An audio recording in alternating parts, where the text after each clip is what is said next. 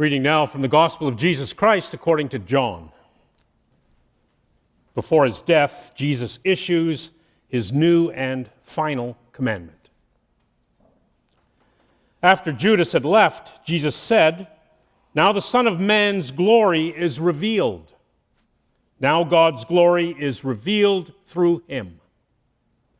And if God's glory is revealed through him, then God will reveal the glory of the Son of Man in himself. And he will do so at once. My children, I shall not be with you very much longer. You will look for me. But I tell you now what I told the Jewish authorities. You cannot go where I am going. And now I give you a new commandment. Love one another. As I have loved you, so you must love one another. If you have love for one another, then everyone will know that you are my disciples."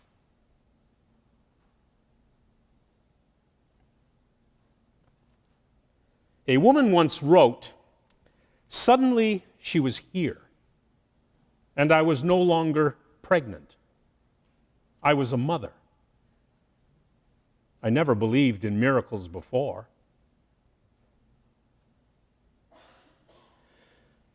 Miracles. Last Sunday, I concluded a story that I began on Palm Sunday about one man's experience of Christ. It was a story that began in wonder and moved from wonder to the joy of believing, and from that joy of believing to great sorrow, and from that great sorrow to an Easter morning filled with holy laughter. I ended the story with the man's unquestionable conviction that Jesus was with him, that there would never be a moment he lived or a situation he faced that he would ever have to face it alone. Jesus' words to him, "I'm here," were his assurance of his Lord's presence. It was for this man his unexpected miracle. It is unquestionably a wonderful thing, a glorious thing, to possess what some call this blessed assurance, to know that the risen Christ is with you. Truth is, though, with all the laughter in his heart and the joy in his step, even with all of the newness inside of him, that man would have to do more than believe this unexpected miracle for his world to change. He would have to live the miracle, live the life that Jesus inspired him to live. And here we are, some 2 millennia later, and the same is true of us. We too have come to believe this same unexpected miracle. And now we have to go out into our world and live the miracle. Live as if it were really true. I was speaking with a friend the other day who made the comment that with all that Jesus did, and with all that Jesus said, and the wonder of this unexpected miracle, not much has changed. The world of today is not much different than the world of Jesus' day. And there's truth in those words. Jesus said, "Blessed are the merciful." But after all these years, there's too little mercy in this world. Jesus said, "Blessed are the peacemakers." But after all these years, there's very little peace. Jesus said, "Blessed are those who hunger and thirst for righteousness." But after all these years, there's too little righteousness and too much hungering and thirsting. There's truth in my friend's words. Jesus said, "Let your light shine before others." But after all these years, there's so much darkness. Jesus said, "Those who live by the sword will die by the sword." It's an old truism now, but how true it is. After all these years, all we have to do is look at what's going on in Afghanistan or Yemen to know that the world hasn't changed very much. All we have to do is look at Toronto or Montreal or Vancouver with their guns and gangs and violence. Certainly the world hasn't changed very much, has it? Jesus said, "Love your neighbor as you love yourself." And yet Jewish cemeteries have headstones overturned, and swastikas are spray painted on homes and cars. And a mosque is burned in Montreal, and bombs go off at Boston marathons after all these years. No, there is truth in those words, that with all that Jesus did and with all that Jesus said, not much has changed. That the world of today is not much different than the world of Jesus' day. Except there is another truth just as real and just as certain. And that is, whenever and wherever and however just one person lives the miracle, in ways great and small, we see that the work of Christ does make a difference. It happens all the time. Darkness is dispelled because of the light of someone's life. And in some dark corner somewhere, life is lifted. What difference has it made? But rather, what difference do I make? How do I live the miracle as though it were true? What do I bring to my world that reflects the miracle that has claimed and changed my life?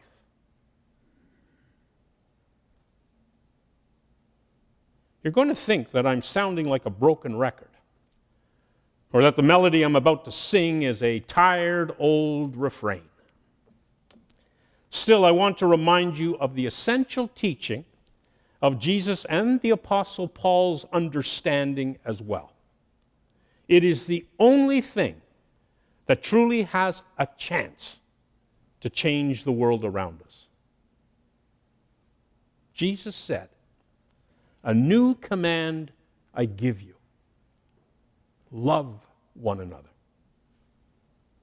As I have loved you, so you must love one another." And Paul, in reflecting on this, said, the only thing that counts is faith expressing itself through love. I think that Jesus is no doubt talking about everyday love. The love that we bring to a home and a family, the love we share in friendship, the loving ways we live out our Easter faith at work or at school. And there's no doubt in my mind that it is in these areas of life that many of us need to do some work. But I also believe that Jesus is talking about something bigger, something much bigger than that. And that is the love that we bring to the larger world that comes to life in the attitudes that we own. And surely that is what my friend would say, that with all that Jesus said, that with all that Jesus did, not much has changed.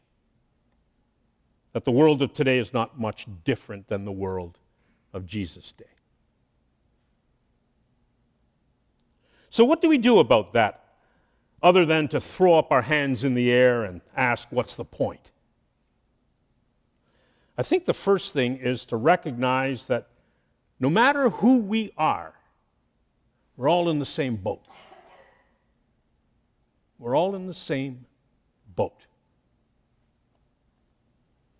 And if there's a storm out there, it doesn't matter whether you're black or white, brown or yellow.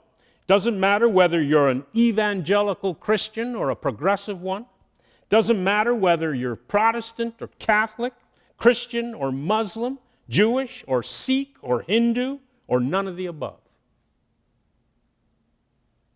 Doesn't matter whether we're rich or poor or whether we're educated or not. Just doesn't matter. What does matter, because we're all in the same boat, is that we sink or swim together. Mother Teresa once wrote that if we have not peace, it is because we've forgotten that we belong to each other. We belong to each other. And when we think and live and act as though we don't, there's no peace. But when we think and live and act as though we do, harmonious peace is possible. The tragedy in Afghanistan and now in Ukraine, the horrors in Africa, the stabbings in Calgary, the misery in the lives of so many will not stop when people are taught to hate. When somehow people think they do not belong to one another. That somehow they forget that we're all connected to one another in some mysterious and sacred way.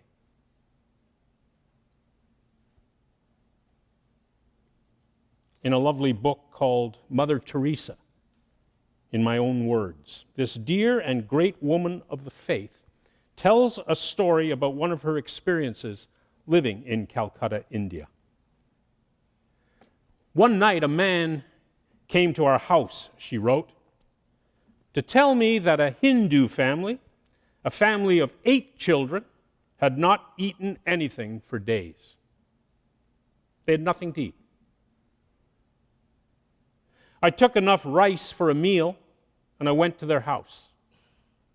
I could see the hungry faces, the children with their bulging eyes.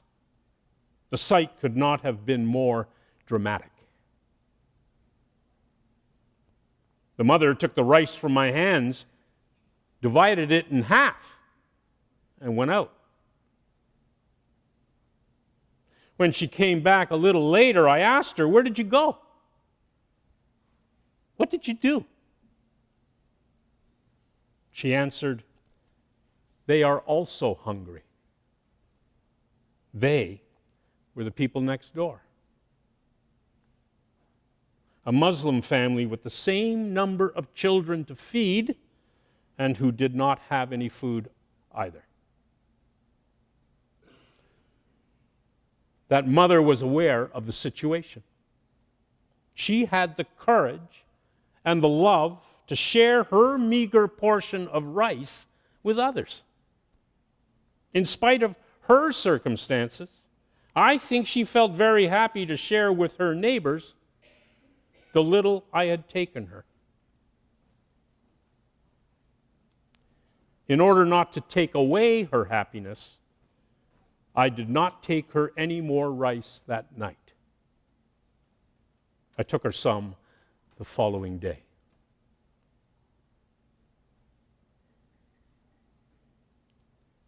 What a wonderful story. In a world and in a place where spiritual and political differences often make neighbors enemies. This particular neighbor saw past that which made them different and was able to see that which they held in common, their shared hunger.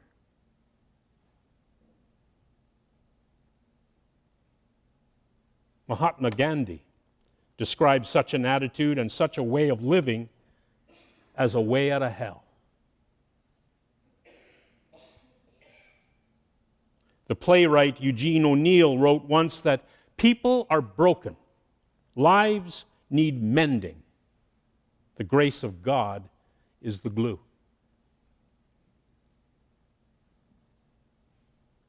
I think Jesus would agree with that. People are broken. Lives need mending. And not only is the grace of God our glue, but our grace too.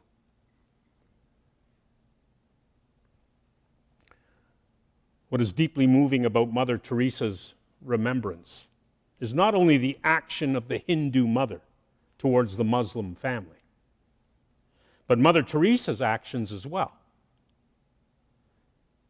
What mattered to her was not race or creed or color.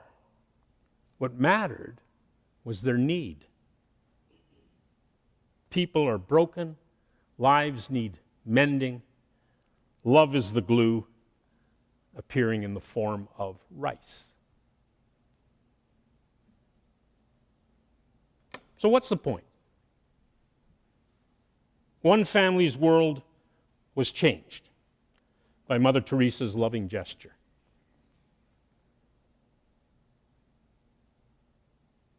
And two families' worlds were changed when a Hindu woman shared her modest meal with a Muslim family.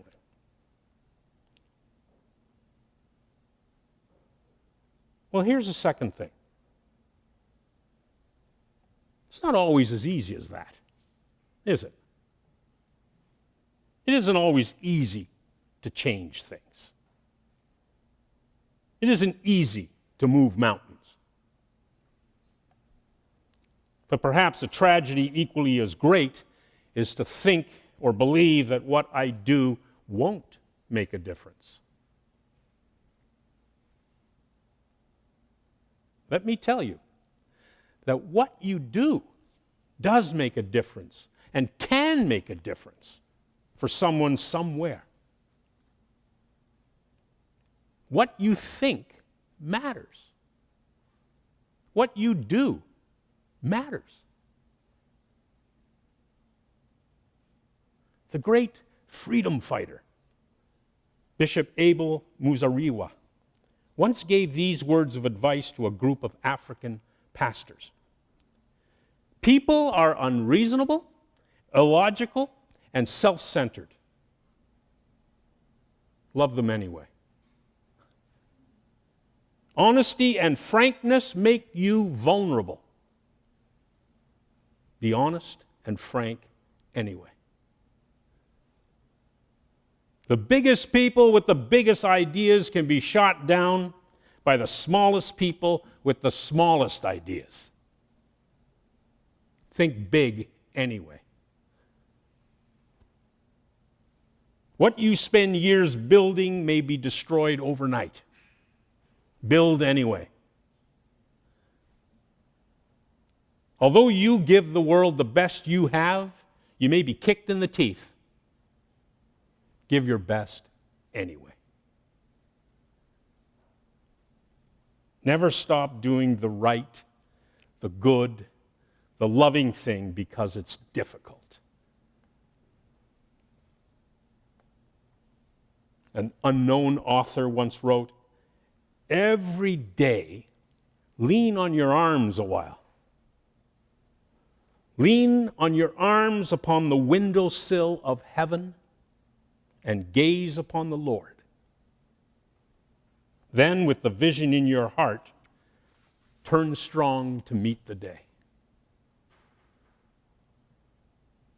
Let the assurance of the presence of God with you in every moment and every situation be that which gives you strength to do all and be all that God would have you do and be. And here's a third thing, a final thing. If you carry the baggage of prejudice because of anyone's race or color or creed or customs, if you carry the baggage of resentment because they are where you are not, or because they have what you have not, if you carry the baggage of pride, thinking that you're better than others because you've lived in this country before others, because of what you believe, or because of what you think or who you are, it's time to set the baggage down. Such things are the burden of the soul. They are the walls that divide. They are the curse rather than the blessing. They're the source of darkness. They are the very things which perpetuate the problem. And so I encourage each one of us to set the baggage down. If we have not peace, Mother Teresa wrote, it is because we've forgotten that we belong to each other. There's no room in this shrinking world anymore for that kind of thinking and that kind of living. The world's too small. And so we must set the baggage down.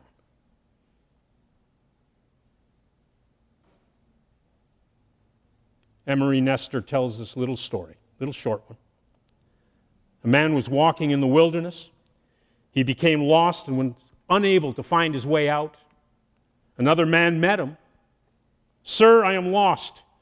Can you show me the way out of this wilderness?"